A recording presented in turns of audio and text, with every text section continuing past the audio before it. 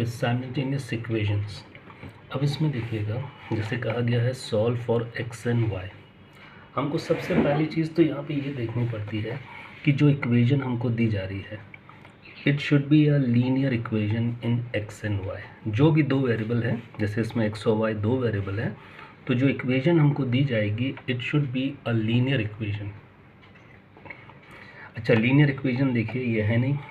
अगर आपको कभी भी एक्स और वाई जो भी वेरिएबल्स हैं अगर वो डिनोमिनेटर में मिल रहे हैं, ठीक है, तो फिलहाल तो देखिए एक्स प्लस वाई है या एक्स माइनस वाई है, तो ये आपके पास लीनियर इक्वेशन तो बनेगी नहीं, ठीक है। तो अब अगर ये लीनियर इक्वेशन नहीं बन रही है और अगर हम एलसीएम लेकर के देखें तब भी हम इसको लीनियर इक्वेशन में तो कन्वर्ट नहीं कर पाएंगे। अब अगर ये लीनियर इक्वेशन में कन्वर्ट नहीं हो पा रही है तो आपको सबसे पहले तो इसको लीनियर इक्वेशन में कन्वर्ट करना होगा।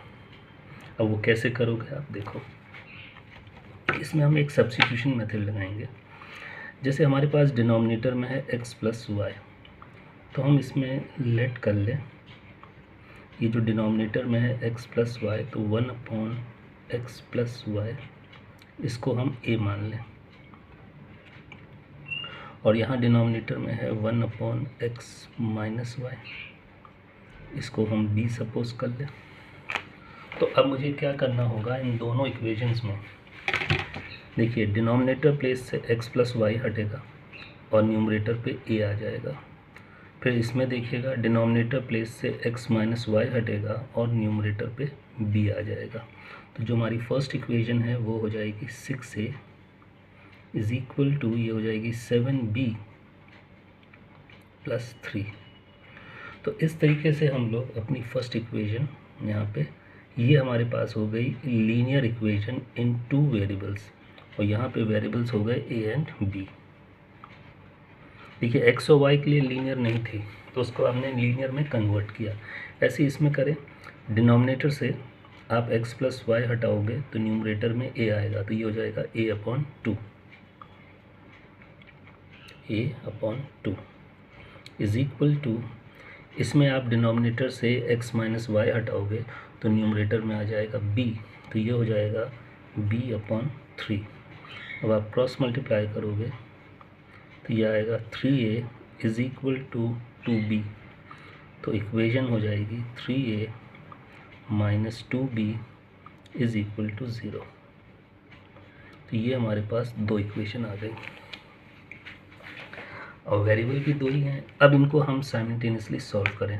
अब साइमल्टेनियसली सॉल्व करने के हमारे पास तीन मेथड है। एक तो हमारे पास सब्स्टिट्यूशन मेथड है, एक हमारे पास है elimination by making the coefficient same, और एक है क्रॉस मल्टीप्लिकेशन मेथड। अब अगर मेंशन नहीं है कि मेथड कौन सा यूज़ करना है तो आप कोई भी एक मेथड यूज़ कर लीजिए। इसलिए हम यहाँ पे कोफिशिएंट सेम करके एलिमिनेट करते हैं। जैसे फर्स्ट इक्वेशन है 6a minus 7b is equal to 3, और सेकेंड इक्वेशन है 3a minus 2b is equal to 0।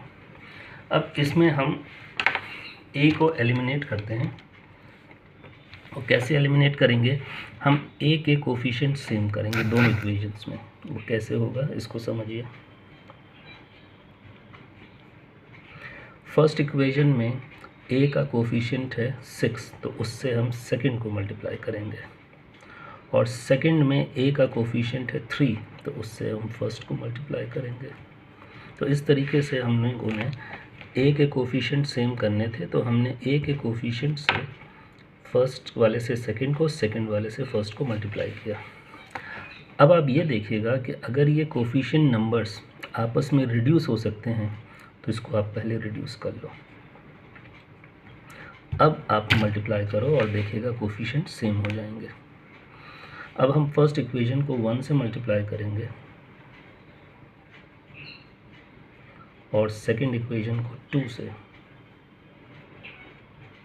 तो आप देखेंगे कि आपके पास कोफिशिएंट सेम हो गए a के।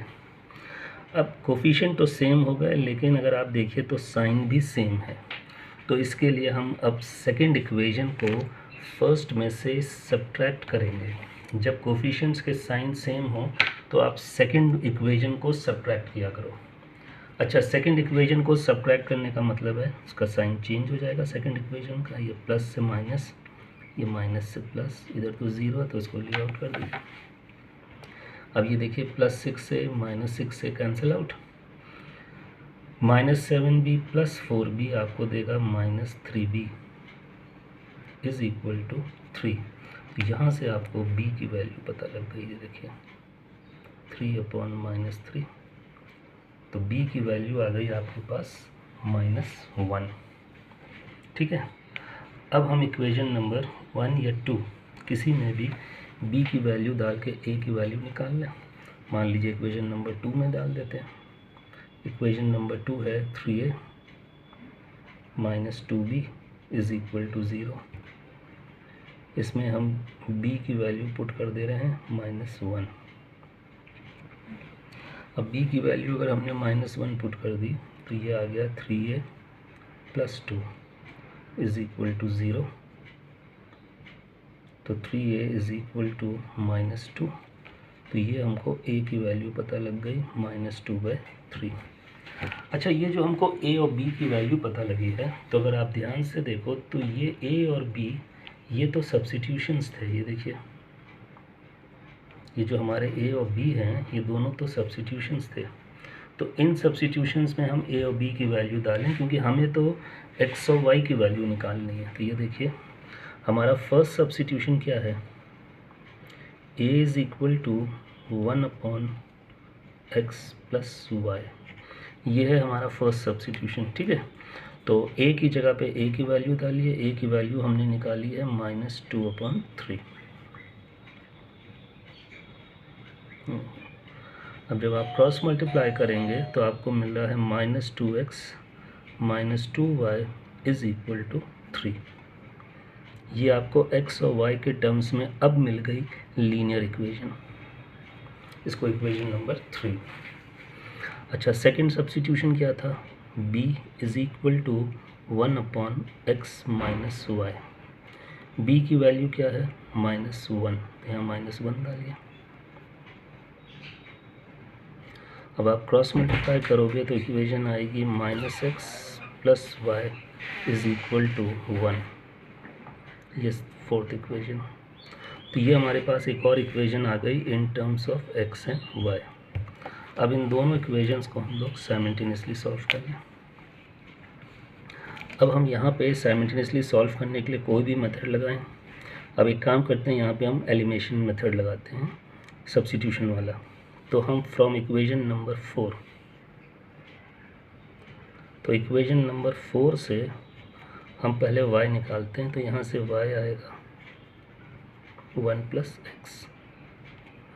अब इसको आप इक्वेशन नंबर 3 में पुट करा दीजिए।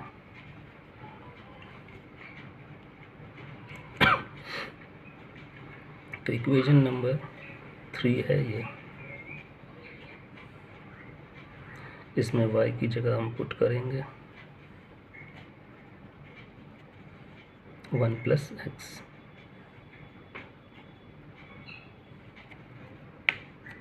तो यह आएगा -2x - 2 - 2x is equal to 3। तो -4x इज़ इक्वल टू 5। तो यहाँ से आपको x की वैल्यू मिल गई -5/4। अब x की वैल्यू यहाँ पुट करके आप y की वैल्यू निकाल लीजिए। तो y है 1 + x, तो x की जगह पे -5/4। एलसीएम लेके इसको सॉल्व करेंगे तो y की वैल्यू -1/4। तो ये आपका x और y आ गया। जब सेकंड क्वेश्चन में देखिए, इस इक्वेशन में भी दो वेरिएबल हैं, एक u है दूसरा v है। लेकिन ये इक्वेशन अगर आप देखिए तो ये लीनियर नहीं है, क्योंकि दोनों वेरिएबल मल्टीप्लिकेशन फॉर्म में मिल रहे हैं दोनों इक्वेशन में। तो अगर मैं ब्रैकेट खोलूँ तो ब्रैकेट खोलने पर हम देखेंगे कि ये दोनों इक्वेशन जो हैं वो लीनियर तो नहीं है। अब इसको लीनियर कैसे बनाया जाए, क्योंकि ये दोनों वेरिएबल प्रोडक्ट फॉर्म में हैं। तो लीनियर बनाने के लिए हम सबसे पहले इसको डिवाइड करेंगे, डिवाइड बाय u वी, इससे डिवाइड करेंगे तो जितने भी टर्म हैं वो सब यू वी से डिवाइड होंगे, सारे टर्म यू वी से डिवाइड हो जाएंगे।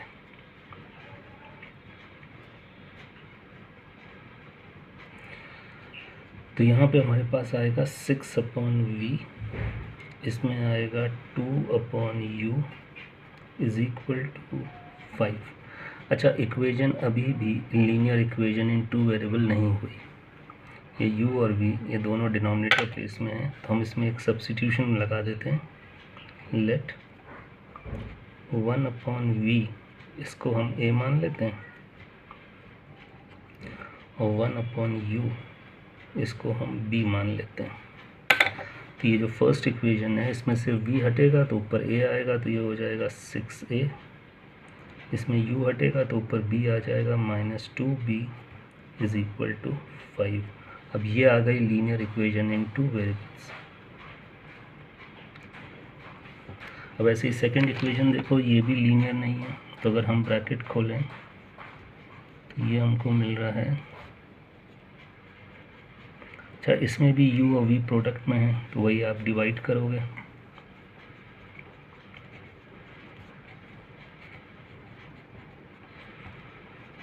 फर्स्ट टर्म को आप डिवाइड करोगे u v से, फिर जो सेकंड टर्म है उसको भी डिवाइड करोगे u v से, राइट साइड में भी आप डिवाइड करोगे u v से, तो ये आपको मिलेगा 2/v plus 6/u is equal to 5। अच्छा, ये 1/v, ये देखिए इसको a से रिप्लेस करना है, तो ये हो जाएगा 2a, ये हो जाएगा 6b इज इक्वल टू 5। ये हमको इक्वेशन नंबर 2 मिल गई। अब इन दोनों इक्वेशंस को हम साइमल्टेनियसली सॉल्व करें। साइमल्टेनियसली सॉल्व करने के तरीके कई हैं, डिपेंड करता है कि आप कौन सा मेथड लेंगे। ये फर्स्ट, ये आपके पास है सेकंड। अच्छा, इसमें हम कोफिशिएंट सेम करते हैं, तो इसमें एक काम करते हैं, b के कोफिशिएंट सेम करते हैं, क्योंकि साइन पहले से ही ऑपोजिट है, तो हमें बाद में साइन चेंज करने का झंझट नहीं रहेगा। अब फर्स्ट इक्वेशन में b का कोफिशिएंट नंबर है 2, तो इससे सेकंड को, सेकंड में b का कोफिशिएंट नंबर है 6, तो इससे फर्स्ट को। अच्छा, ये कोफिशिएंट्स नंबर अगर रिड्यूसिबल हैं तो इनको रिड्यूस कर दीजिए। अब देखिए इक्वेशन नंबर ये 3 से मल्टीप्लाई होगा तो मिलेगा 18a minus 6b is equal to 15। ये 1 से मल्टीप्लाई होके देगा 2a plus 6b is equal to 5। अब देखिए कोफिशिएंट सेम हो गए और साइन ऑपोजिट हैं पहले से ही, तो कैंसिल आउट। ये आएगा 20a इज इक्वल टू 20, तो a की वैल्यू यहाँ से हमको मिल गई 1। अब इक्वेशन नंबर 1 या 2 में डालकर b की वैल्यू निकाल ली जाए। 6a minus 2b is equal to 5, a की वैल्यू 1 डाल दे रहे हैं, यहाँ से आपको b की वैल्यू मिल जाएगी 6 minus 5 is equal to 2b, 1 is equal to 2b, तो यहाँ से फाइनली हमको b मिल गया 1/2। तो हमें a और b, ये जो दो वेरिएबल हमने सपोज किए थे, इनकी वैल्यू मिल गई, पर हमें तो वैल्यू किसकी चाहिए, x एंड y की। अब x और y की वैल्यू के लिए, सॉरी u और v की वैल्यू हमें चाहिए, तो u और v की वैल्यू के लिए जो हमने सब्स्टिट्यूशंस किए हैं उनको यूज़ करें। फर्स्ट था a is equal to 1/v। अब a की वैल्यू हमें मिली है 1, तो इसको क्रॉस मल्टीप्लाई करने पे आपको v की वैल्यू मिल गई 1। दूसरा हमको चाहिए u की वैल्यू, अब उसको देखिए। सेकंड सब्स्टिट्यूशन है p is equal to 1/u, b की वैल्यू आई है 1/2, इसको हम क्रॉस मल्टीप्लाई करेंगे तो u की वैल्यू आ गई 2। तो इस तरीके से हमको v और u की वैल्यू मिल गई। देखिए Okay, now this question is to be solved by using the cross multiplication method. अच्छा, क्रॉस मल्टीप्लिकेशन मेथड से अगर इक्वेशन को आपको सॉल्व करना है, ठीक है, तो आप पहला स्टेप ये याद रखिए कि आपको सारे टर्म्स लेफ़्ट साइड पे लाने पड़ेंगे और राइट साइड पे हमारे पास होना चाहिए इज़ इक्वल टू ज़ीरो, ठीक है। तो राइट साइड पे हमारे पास होना चाहिए इज़ इक्वल टू ज़ीरो। तो ठीक है, तो हम फर्स्ट इक्वेशन में देखें तो -23 को इधर ले आए, तो 11x प्लस 15y इधर आएगा तो प्लस 23, इसमें 20 को इधर लाएंगे, ये हो जाएगा 7x माइनस 2y माइनस 20। अच्छा, जब पहला स्टेप तो आप ये कर लीजिएगा। इसके बाद आप क्या करिएगा, ये जो x का कोफिशिएंट है इसको मार्क करिएगा एज a1, y का जो कोफिशिएंट है इसको मार्क करिएगा b1 और ये जो कांस्टेंट है इसको मार्क करिएगा c1, ठीक। सेकंड इक्वेशन में आइएगा, x के कोफिशिएंट को मार्क करिएगा a2, y का जो कोफिशिएंट है ध्यान दीजिएगा y का कोफिशिएंट यहाँ -2 है, 2 नहीं है -2 है, ये मार्क करेंगे b2 और ये कांस्टेंट जो होगा विथ साइन तो -20, ये आपका c2। इस तरीके से मार्किंग कर लीजिएगा। अब हम यहाँ पे फॉर्मूला लिखते हैं, x हमको निकालना है, तो x निकालने के लिए फॉर्मूला क्या होता है, न्यूमरेटर प्लेस पे होता है b1c2 minus b2c1 upon a1b2 minus a2b1, ये फॉर्मूला रहेगा इसमें। तो हम इस फॉर्मूले का यूज़ करते हैं। b1 इंटू c2, तो b1 है आपका देखिए यहाँ पे 15 इंटू c2 है आपका -20, ये देखिए c2 है -20, फिर आगे माइनस b2 है आपका -2 इंटू c1 है 23 अपॉन नीचे है a1b2, सो 11 इंटू -2 और फिर है a2b1, तो a2 है 7 और b1 है 15, तो ये आएगा नीचे 7 इंटू 15। चलिए देखते हैं इसमें क्या आता है हमारे पास। ऊपर 15 इंटू -20 ये आपको देगा -300, यहाँ पे माइनस माइनस हो जाएगा प्लस 46, यहाँ आ जाएगा 11 -2 तो -22 और ये आ जाएगा -105।